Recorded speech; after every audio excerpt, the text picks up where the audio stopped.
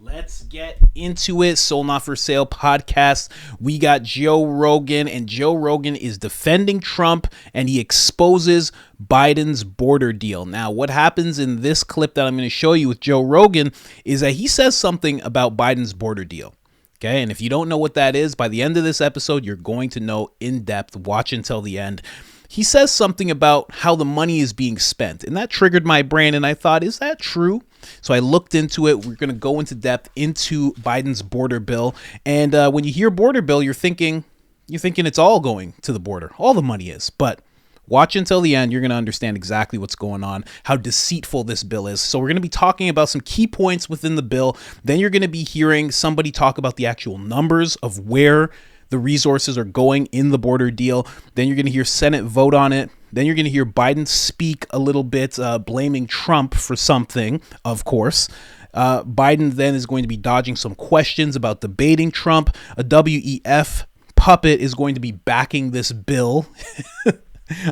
So the secret's out of the water, I'm just going to show you straight up. This guy's a part of the WEF. He's backing the bill, of course. Then we got Trump speaking on the bill. And before all that, we got Joe Rogan, and then Biden's going to talk a little bit about his bill. It's going to be a little fun content ride. Come along with me, guys. Don't forget about IamCoachColin.com.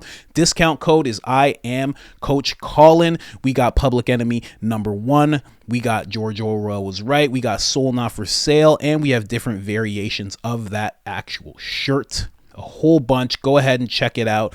And let's get into the first clip. Deep. And you're seeing it right now with Trump. Why the fuck haven't they released the files?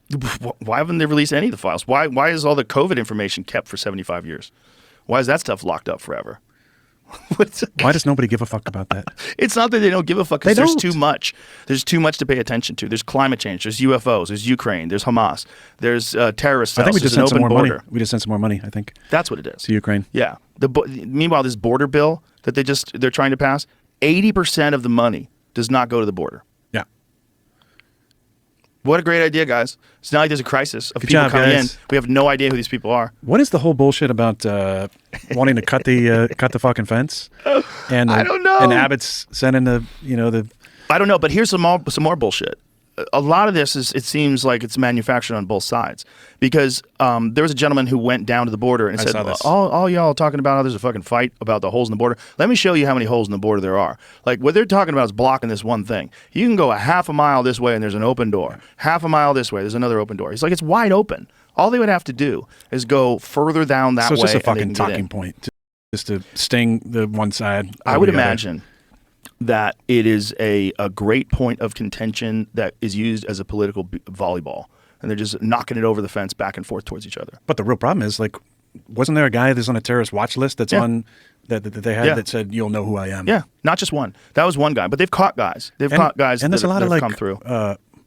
Those, like, of age, military age. Right, but you can dismiss some of that, because those are the people that they send, because those are the young people that can get jobs, that can send money back home to people that are deeply impoverished. Yeah.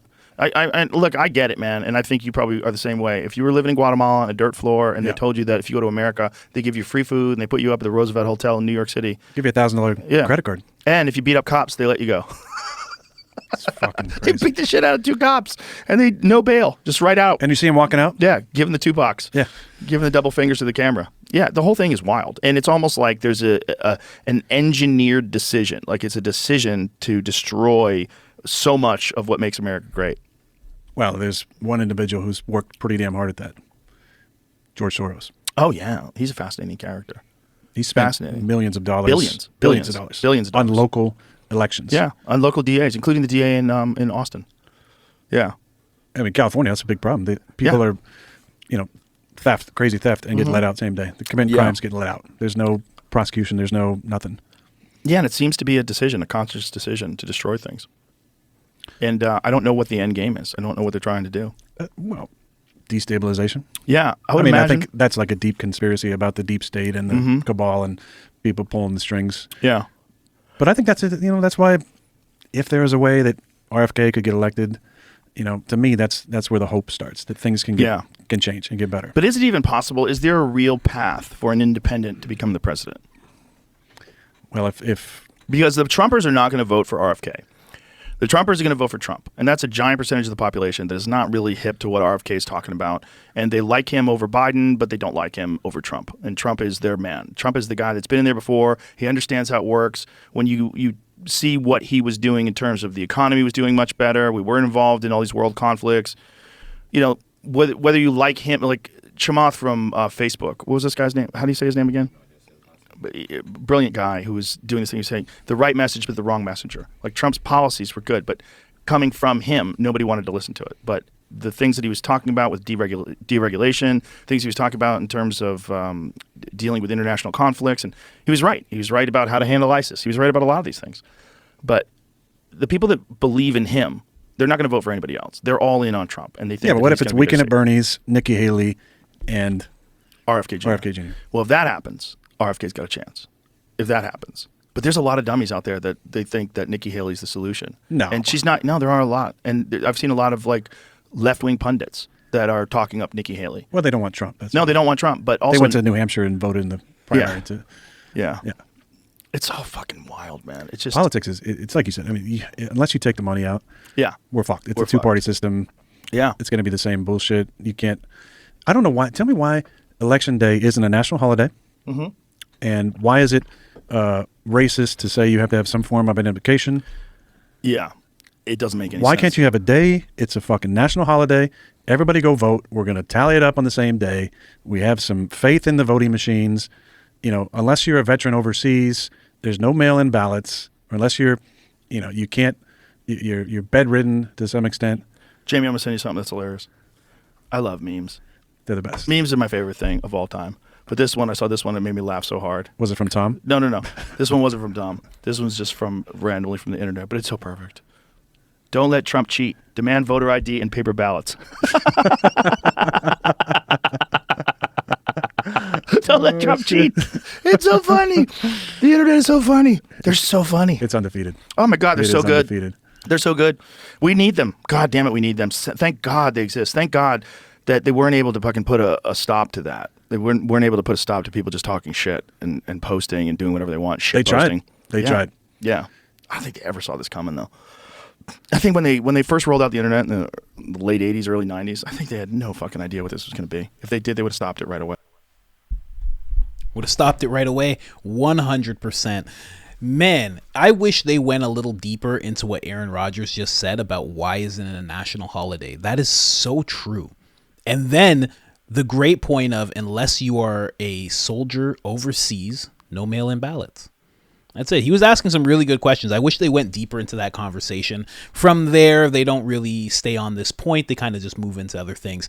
Joe Rogan kind of put that meme out there, and then they start talking about the internet, and then it jumps into technology, and it was kind of a way to cleverly change the topic. Although, it's nothing that Joe hasn't already touched on. Just I wish they went a little deeper into that because Aaron seems like he actually has some ideas towards that.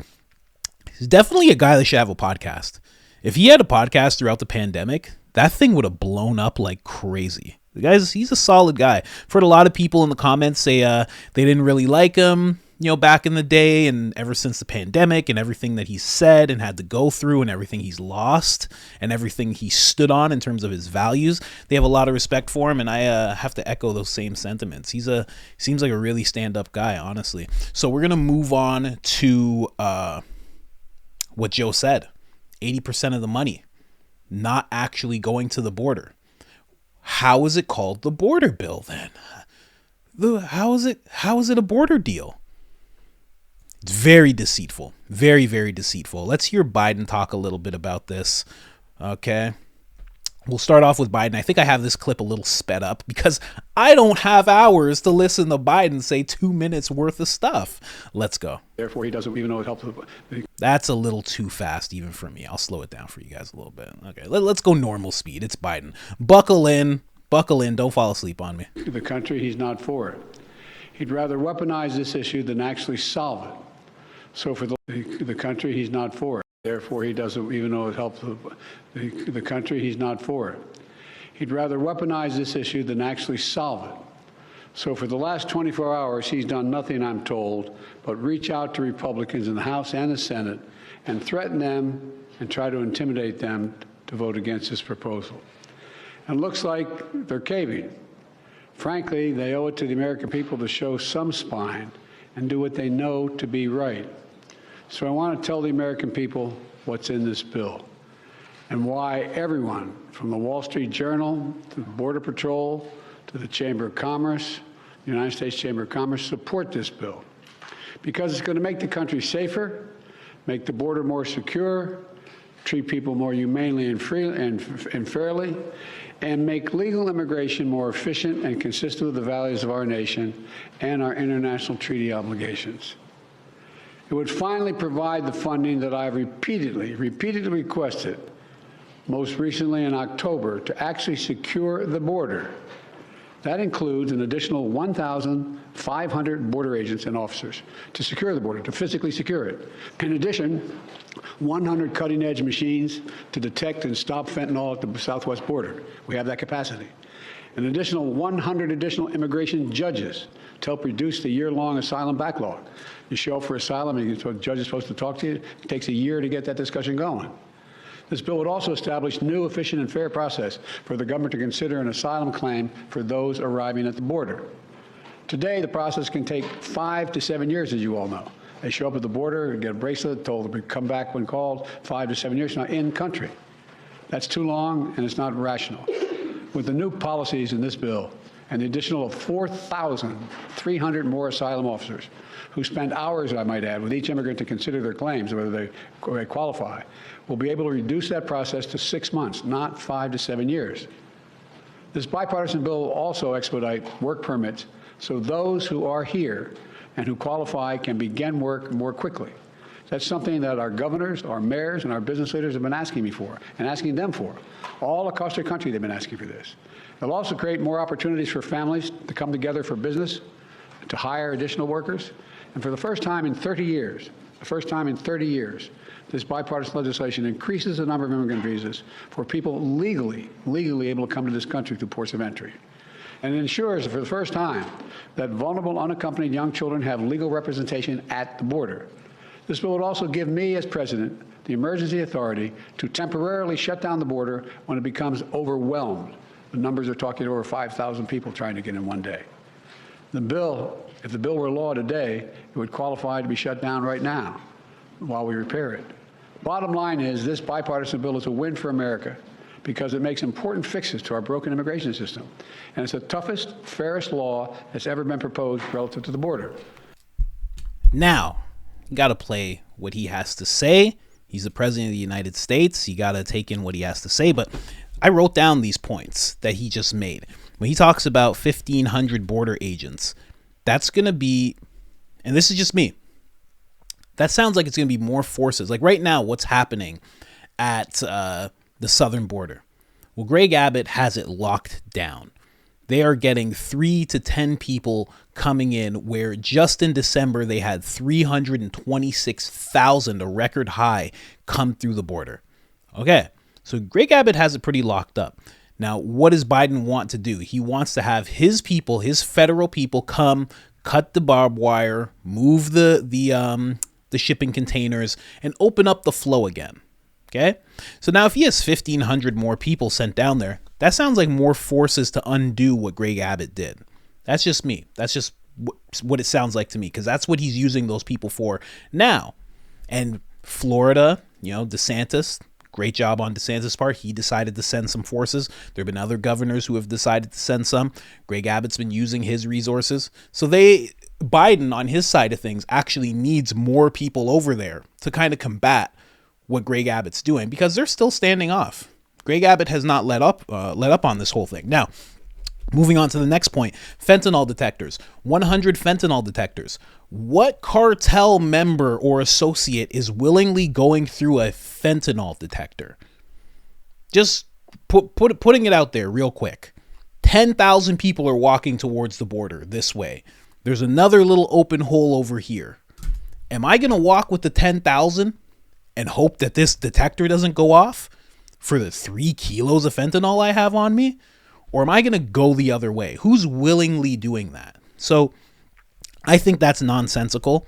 I don't think anybody who is trying to bring that type of substance over is going through the regular channels that we've seen most illegals going through. Or sorry, I shouldn't say the channels, the regular openings that we're seeing.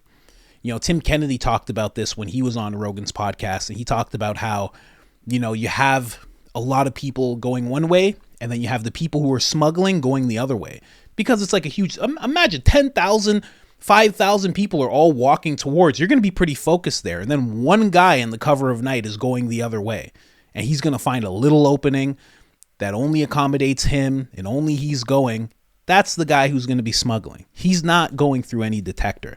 So I think that's a little bit of nonsense, a little bit of a waste, but it might help. Then we have 100 immigrant judges to reduce the asylum backlog. Now, my initial thought of this was it's going to help more people get in, right?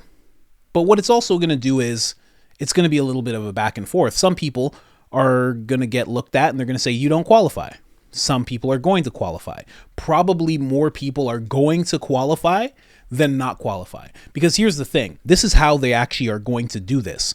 They're going to now start asking the questions, which, why aren't they asking this before? They're going to be asked to prove that they're in danger. They've always asked to prove that they're in danger. They're just going to say, I come from this place and I'm gay. That you're from the Middle East? I'm gay. No more proof needed. Could you have relocated somewhere else? Well, I'm from Afghanistan. I'm a gay person, and I'm not exactly welcome in Israel because that's the only other place I can maybe relocate. So I'm here now. Can I come in now? Thanks.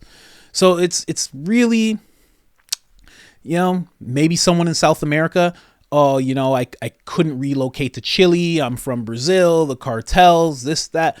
There's going to be some ways they're going to be able to say, oh, you don't qualify, but most people are still going to qualify. So in this case, when you have 100 more judges to do this type of thing, who does this really sound good to?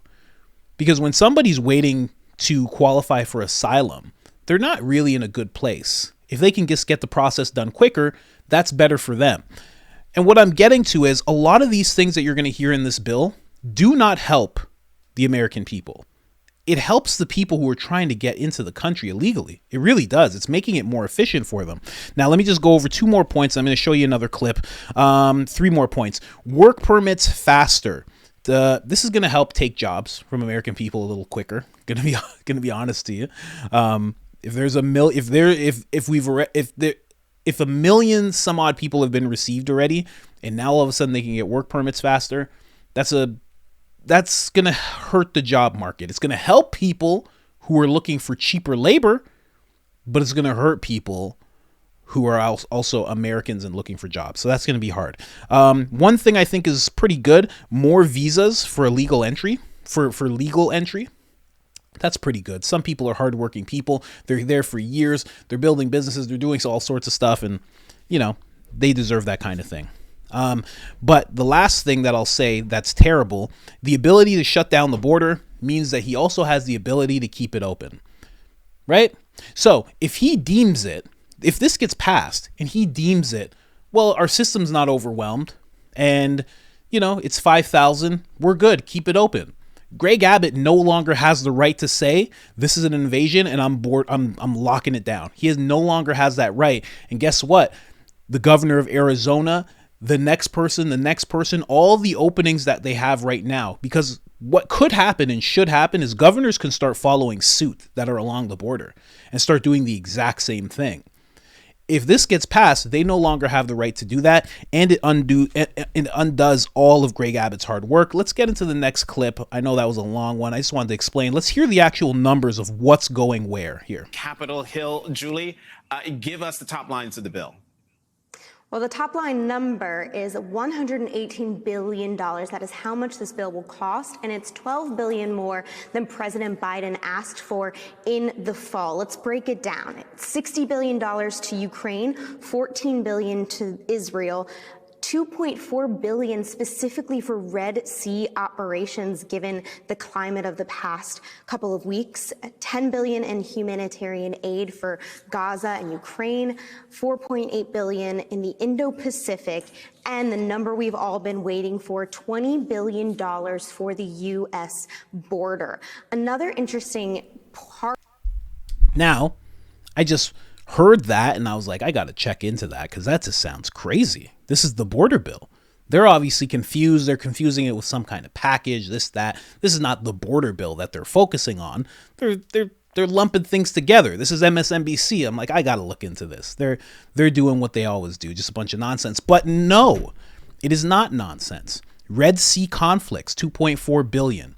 Indo-Pacific, $4.8 billion. Gaza, $10 billion. Israel, talk about fighting on both sides, eh?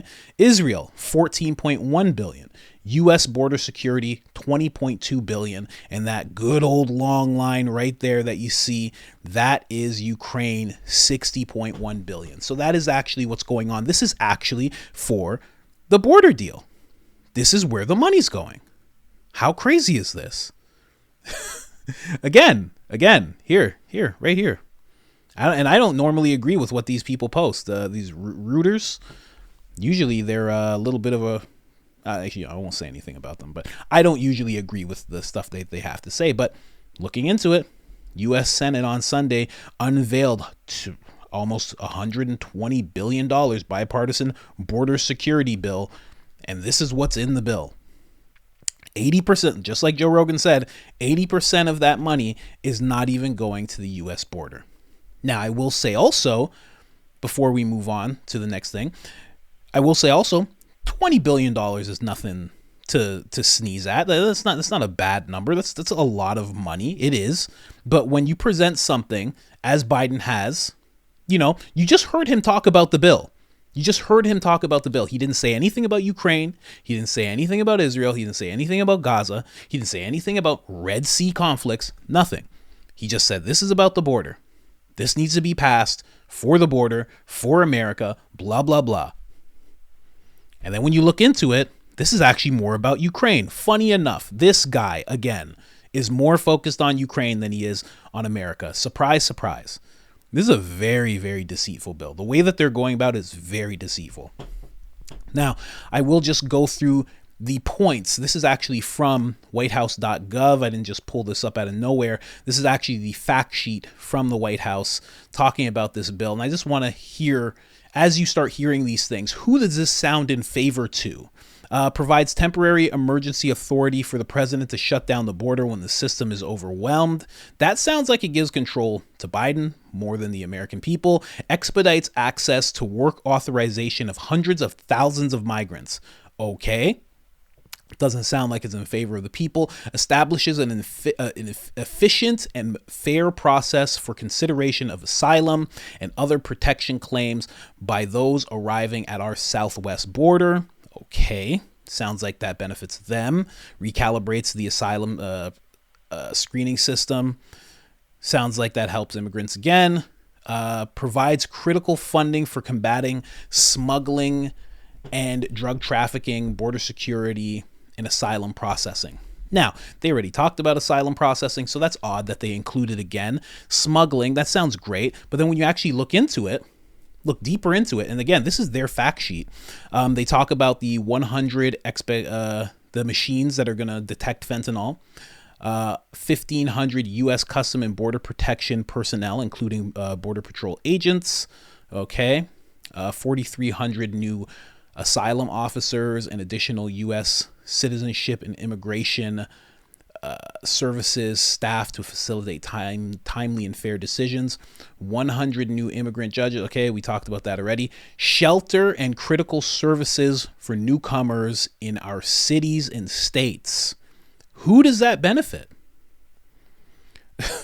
This is so crazy. 1,200 new immigration and custom enforcement personnel for functions including enforcement and deportation. Okay, that sounds okay, More resources to fund transportation needs to enable increased removals. Okay. But here's the thing. When it says transportation, I don't know if they're talking about deportation flights or if they're talking about busing people to other places as they have been this entire year, or all 2023, I should say.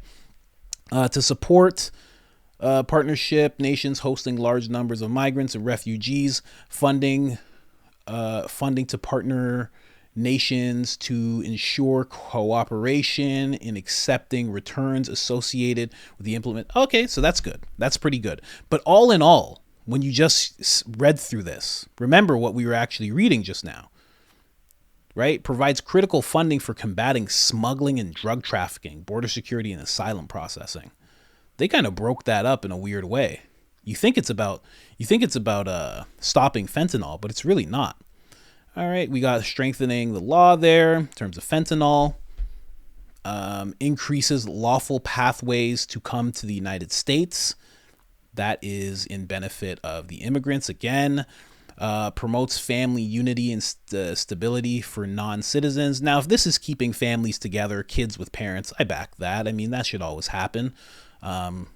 Maybe don't leave your kids in one place and you're in another place, but everybody's life is different. They got to do what they got to do, I guess. But nobody wants to see a kid separated from a mom. That's just terrible. To ensure humane and fair treatment of those seeking asylum, especially the most vulnerable. Again, this helps them. And then we just move on. Ukraine. Israel. Humanitarian aid. Indo-Pacific. Who does that really benefit? Who does that really sound good for?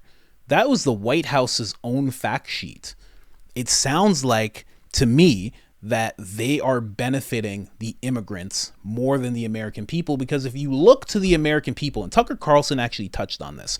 Tucker Carlson said, if you really want to understand what's going on, he goes, look at what politicians are fighting for and what they're putting on the agenda, and start asking people what they actually want. And you'll see there's a vast difference. And I think when you look at that bill, you're seeing a vast difference between what the American people actually want and what the federal government is actually fighting for and trying to put in place.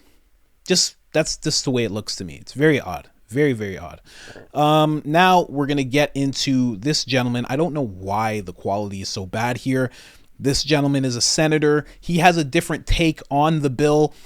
And I'm just going to break down what he's saying, because I don't want to say he's lying, but I looked through the bill, I looked through the fact sheet, and I can't substantiate anything that this gentleman is saying. Let's hear what he has to say.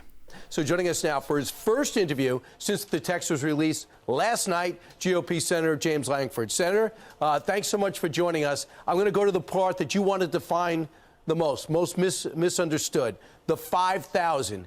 What is it exactly? Yeah, it's really ridiculous when we go on the backside of December. What just happened when we had 10 and 12,000 people a day coming across. And this authority is a 5,000 authority to say if you get to 5,000, which we've been there every single day except for 7 in the last 4 months, that it completely closes the border down. It deports everyone. It changes the paradigm from right now. What the Biden administration is doing is catching and releasing everyone to actually catching and deporting everyone. It literally flips the script on it. I have people saying, well, I don't want to do that at 5,000. I want to do that at 3,000. Say, well, fine, we can do 3,000. But right now, every day we're at 5,000. It doesn't matter between the two. We've got to be able to have something that mandatorily deports everyone rather than actually releases everyone. That's what this does. Some people are thinking that this is somehow like counting 5,000 people in every day and releasing them. That's absurd. We changed the asylum laws. We increased detention beds. We doubled the deportation flights. We add ankle monitors for people that are actually coming through, that do these family groups that come through, so we can track any individual that when we don't have capacity. Right. There's all the things that we build into this to make this a much stronger system. Gaps that are in the law get closed in this structure. So you're saying even people who have come through and they actually fit the demand and can get in, that counts, including people that get rejected, that counts. So when you hit that 5,000 number, everything shuts down. Almost like the stock market, when there's too much trading, they'll shut it down to the next day. And you're saying if this was in place now, the border would be shut down. That's correct. The border would be shut down. Not only did the border be shut down today, it would have been shut down every single day the last 4 months, and we'd have been turning people around. Instead, actually, people have been released into the country. If this would have been in place 4 months ago, we'd have had 1 million fewer illegal immigrants into our country right now. Also, there's some text in there that says the president does have some discretion to open up the border after it's shut down and not go by these rules. Is that true? So again, we're back to the crazy details of this, of people that are throwing stuff in there just trying to be able to attack a proposal that actually closes the border down. Yes, there's a discretionary piece on this, but it's a mandatory close down. They've got 275 days in the next year that has to be closed down. There is some discretion for the president to be able to reopen it, 45 of those. If we have something like a hurricane come through Central America, something like that, where we're trying to be able to manage a natural disaster, but it's not like just a random turnaround on this. And I've had folks that have said, hey, the Secretary of Homeland Security would have those authorities. So would every president. So would, a Chad Wolf in a future Trump administration would have authority. So the key thing here is changes the asylum laws, builds more wall, adds more detention beds, adds more deportation flights, changes this 10-year backlog that we're currently in now to weeks before people are actually deported. That's what the bill really does. All right. So now with the whole 5,000, I can't find what he's saying anywhere. That 5,000 people will come, the system's overwhelmed, and they deport everybody else. There is nothing that substantiates what he just said in terms of that. I can't find it in the fact sheet. I can't find it in the actual bill. The wife was going through the bill today. I don't see anything that says that. All it says is that if the system gets overwhelmed, which limits it at 5,000, the president has the right to shut down the border and then also has the right to reopen it again. And he's talking like as if the border is going to stay closed for 200 some odd days. That is, again, not something that you can find in the bill. It is not going to be closed for any. And it's funny because in that conversation, the gentleman who was interviewing him likened it to the stock market. When there's too many trades for one day, they shut down until the next day. And he's like, yep. Well, that's exactly what everybody thinks. They think you're going to get 5,000. You're going to shut it down because there's too many. You're going to process all those people. Some of them won't make it through. Maybe they don't qualify for asylum. All those things, give them the benefit of that doubt, of course. But then all those other people, let's say there's 10,000 other people, all of them are getting deported. I don't know. There's just nothing that backs up that claim at all. Now, I don't want to say that this gentleman's lying, but then also, in my head, I'm like, would a senator lie to the public? And I say yes. Is he lying? I'll say no, but then I'll also say I can't find anything that he's saying. Sounds like he's just talking. And on top of that, he said it builds more wall. There's nothing in the act that actually talks about it building the wall. It's like all these talking points that he's bringing up. And the thing is, this is just some senator, some Smith agent looking senator, just sitting there like a wax figure. Why didn't Biden say any of this? I just played Biden's speech for you. Why didn't he say any of this? We're going to deport people. Why didn't he say any of that? Because it looks bad? Looks bad to who? It's what the American people want. He's claiming that it's for America. I don't know. What that guy's saying, what Biden's saying, and what I'm actually finding in terms of facts doesn't add up at all. It seems like, this is what I really think, because this guy's a politician. It seems like he's trying to talk this up to the Fox News audience, which is mainly conservative, to get them to agree with it, to sway public opinion so they can send another $60 billion to Ukraine. Because, again, when you look at this bill, who's it helping? I'm going to move on to the next clip right now. Who's it helping? It's helping the border. Yes. 20 billion. Again, not a small number. It's $20 billion. It's a lot of money. If I gave it to you right now, you'd start crying, right? But 60 billion? Ukraine going on $250 billion? I don't know. Seems like they're trying to squeeze that in more so, and squeeze in money to Israel and all these other places. Seems like it's benefiting the rest of the world a little more than it's benefiting America. This is actually the House voting on it. Short clip. Let's go.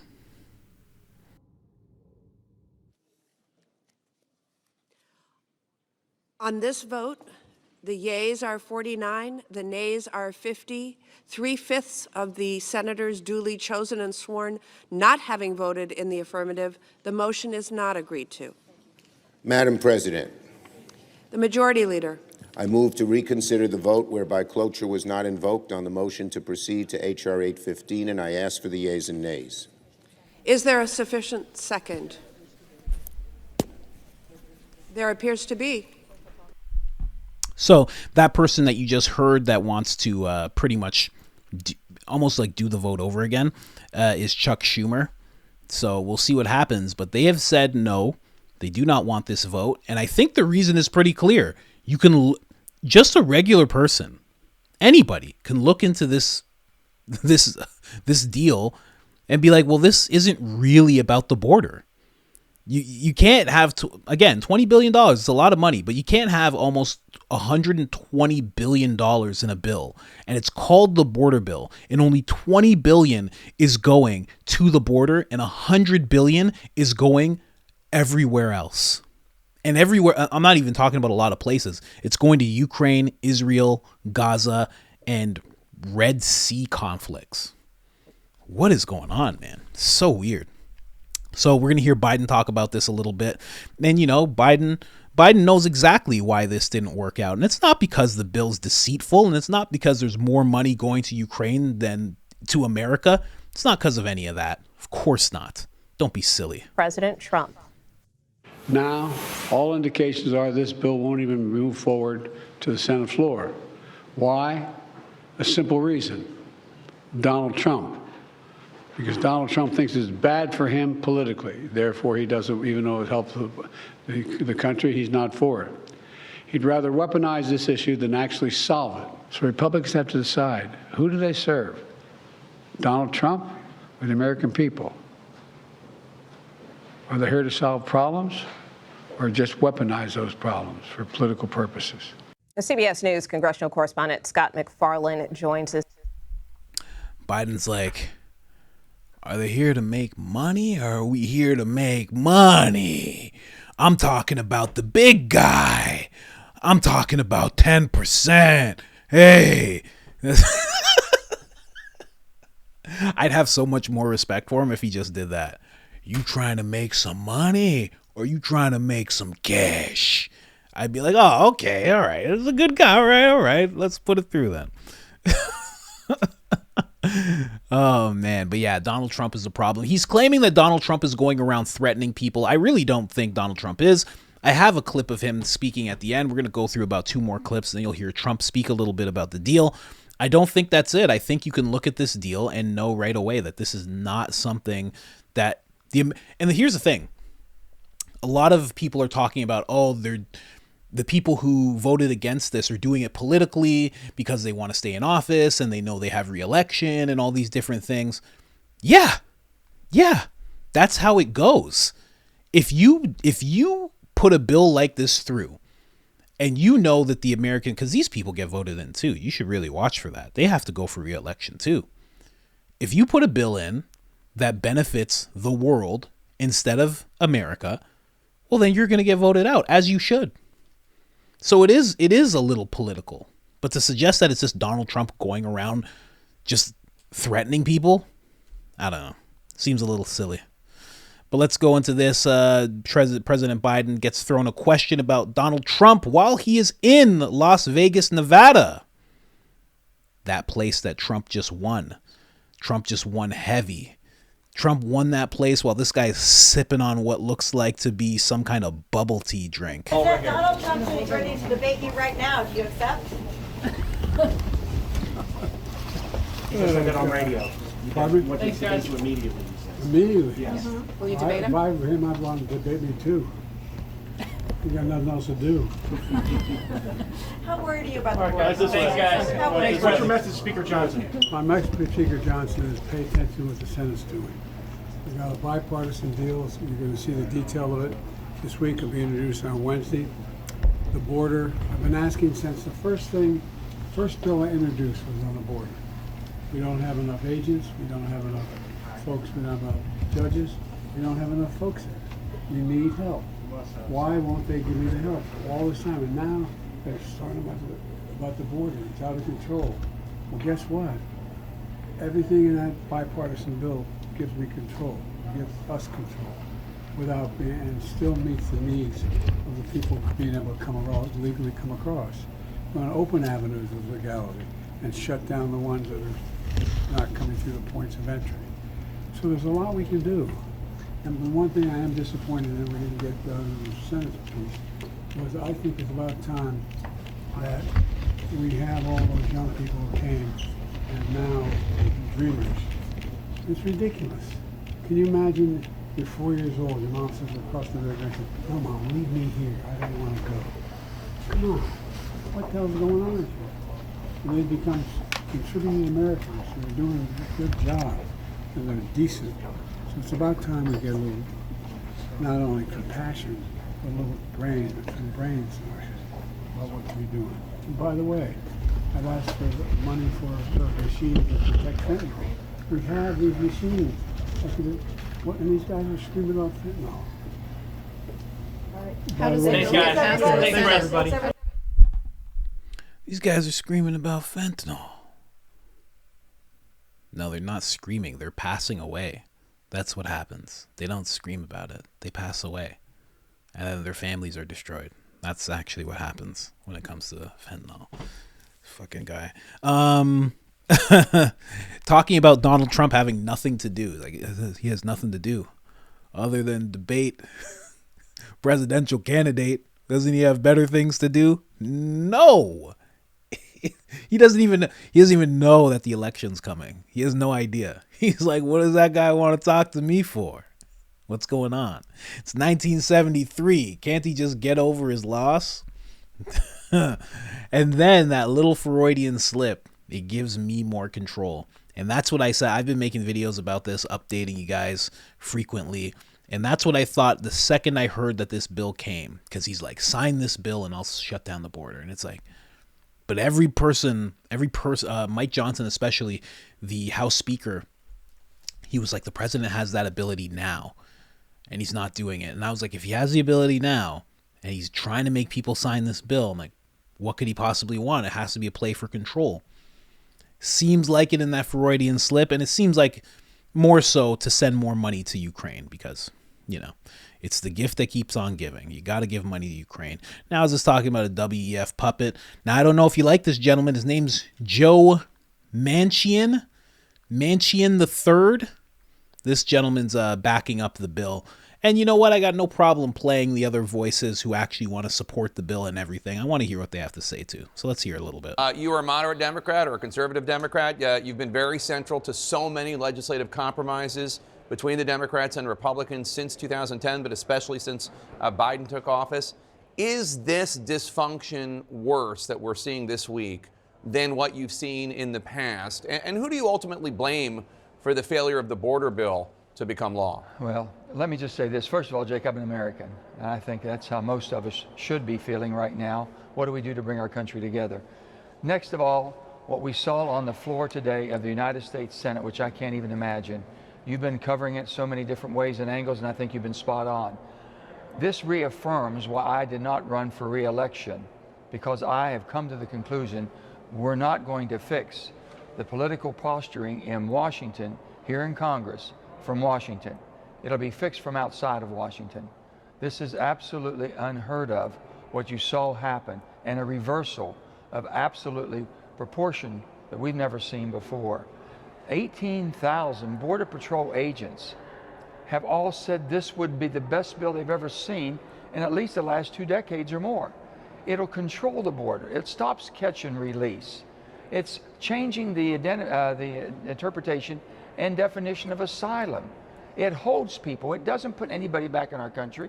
It puts 1,800 new agents out and 1,500 new ICE agents out in the country to make sure that we adjudicate as quickly as possible people that have been let go, to make sure whether they deserve to be here or not.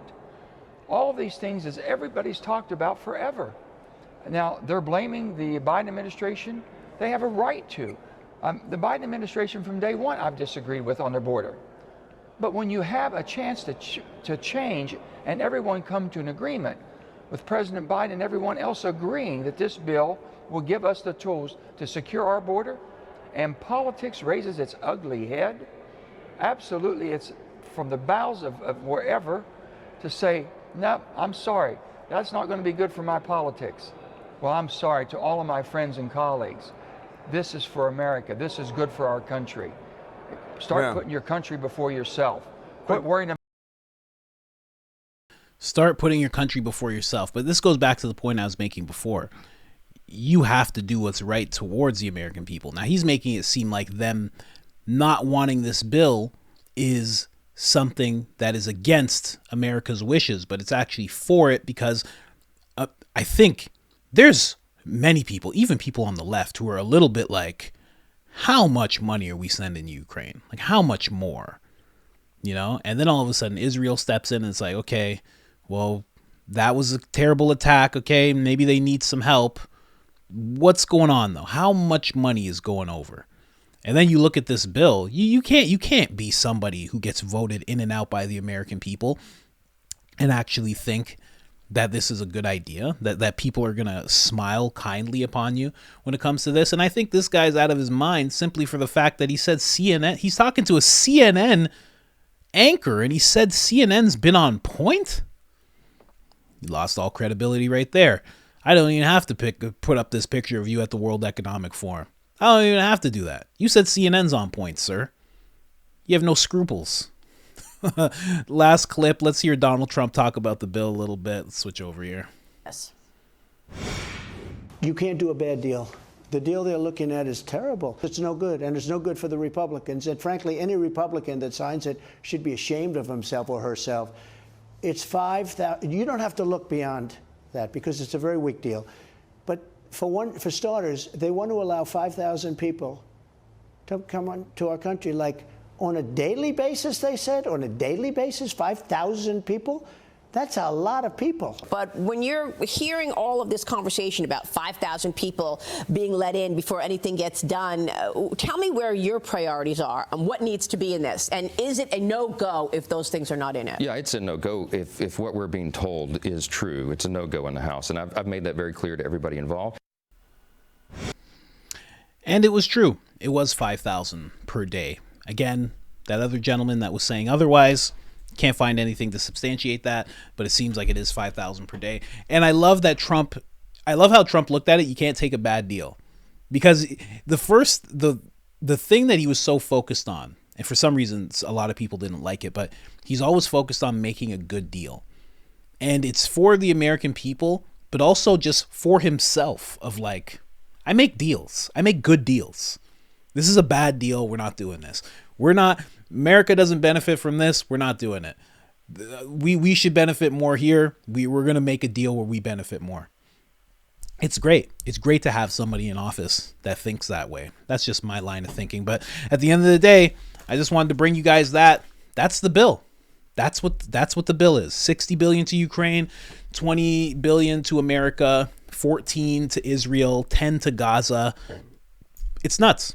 It's absolutely nuts. So if you're wondering why this bill hasn't gotten passed and what's going on with this bill, that's the reasoning, is that this bill seems to be more focused on Ukraine, Israel, and Gaza than it is on America. And that's just not something that the American people need. So other than that, like, share, subscribe. It helps tremendously. You have no idea. And other than that, I'm out.